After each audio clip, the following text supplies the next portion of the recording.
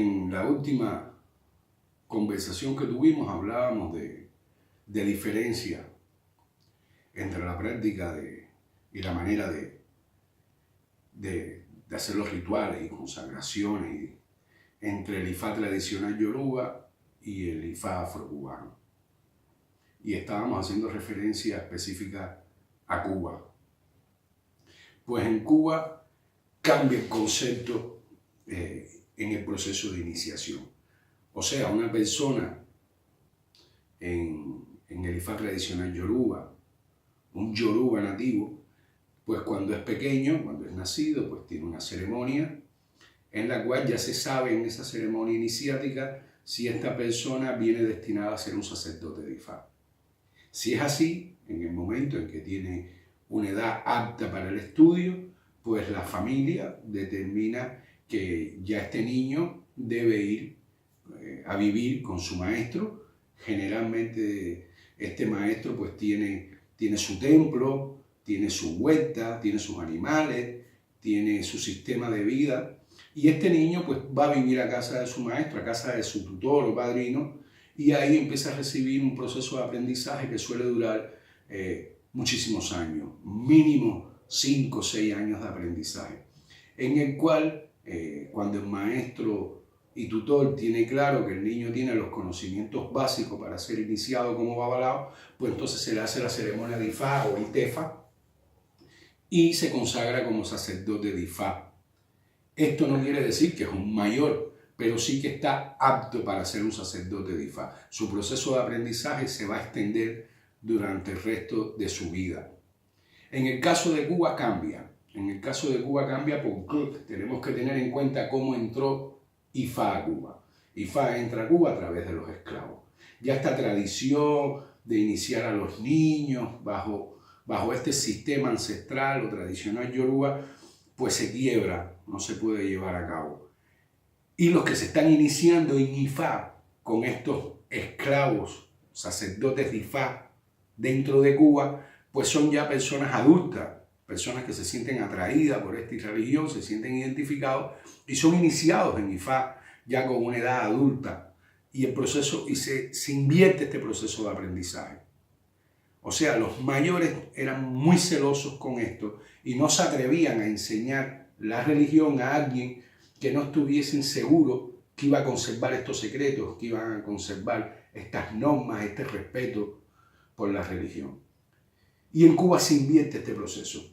Entonces el proceso cambia en el sentido en que usted recibía su mano de orula. En ese signo se determinaba ya por el oráculo si usted iba a ser iniciado como babalao. Y una vez que usted se iniciaba como babalao, pues comenzaba verdaderamente el aprendizaje de Ifá. Anterior a la iniciación, usted tenía acceso, por supuesto, con su padrino, su madrina, sus mayores, al conocimiento de las hierbas, a cómo se sacan los HS de los animales, cómo se preparan algún tipo de alimento o comidas o platos específicos para Orisha, para Ifá. Reglas básicas se podían ir aprendiendo antes de la iniciación de Ifá. Una vez que usted era iniciado, pues usted comenzaba el proceso de aprendizaje. Sí existía hasta los años, yo diría que hasta los años 90, de hecho yo pasé ese proceso y otros hermanos míos que tuvimos la suerte de que en esa época pues usted podía ir a vivir a casa de su padrino. Nosotros pasamos ese proceso los que fuimos iniciados en esa época. Íbamos a casa de nuestro padrino y vivíamos en casa de nuestro padrino. Incluso antes de hacernos Ifá. Y una vez que se nos hacía Ifá, pues teníamos que seguir, la palabra correcta es, al servicio de nuestro padrino, aprendiendo. Y se aprendía desde lo básico. Desde lo básico. Usted era babalao y usted tenía que aprender desde cero. Usted tenía que aprender a abrir animales, usted tenía que aprender a limpiar el cuarto de santo, usted tenía que aprender a abrir los cocos, a preparar los esbós, a cómo se monta cada uno de los orishas que usted estaba consagrado y que tenía acceso a ellos. Y así poco a poco se iba pasando un proceso de enseñanza que también duraba años. ¿Cuándo se culminaba este proceso de enseñanza de Ifá en Cuba? Cuando el padrino entendía que usted estaba apto para recibir su ceremonia de cuanado o de cuchillo.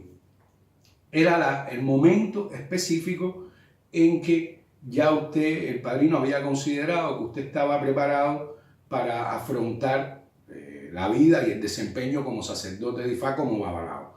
Antes de tener cuchillo era imposible, ningún babalao podía tener una consulta, ningún babalao podía hacer un esbo y mucho menos entregar una deidad o consagrar a nadie. En ese proceso de tiempo era netamente aprendizaje, usted no tenía acceso a más nada. Nosotros recibíamos, o en aquella época se recibía el cuchillo después de varios años de iniciado como babalao, varios años. Nadie se le hacía Ifá y se le entregaba cuchillo en una fecha cercana y mucho menos de conjunto, como sucede ahora, que hay quien se hace santo, se hace Ifá y recibe cuchillo o cuanado. No, eso era imposible. Era algo muy serio y el que lo decidía era el padrino, que era el que estaba al tanto de que si usted tenía los conocimientos y la profesionalidad y la sabiduría para poder enfrentarse a lo que es ser un babalao. Usted tenía en las manos la vida de las personas. Usted tenía que ser una persona ducha, con una sabiduría y un conocimiento suficiente para poderle solucionar los problemas de la vida a la gente. No se le podía dar una autorización para que usted dijera, no, yo soy un babalao y estoy apto ya para consultar y para afrontar esta responsabilidad. Esto era un proceso que duraba, les repito, años. Yo recibí el cuanado a los 3 años, creo, y ya llevaba bastantes años de aprendizaje en casa de mi padrino y mis hermanos igual, 2, 3, 4, 5 años para recibir el cuanado o el cuchillo, que era, por decirlo de algún modo, la ceremonia o el ritual que marcaba que ya usted era, nosotros le decíamos como el mayor de edad, ya usted se puede llamar babalao.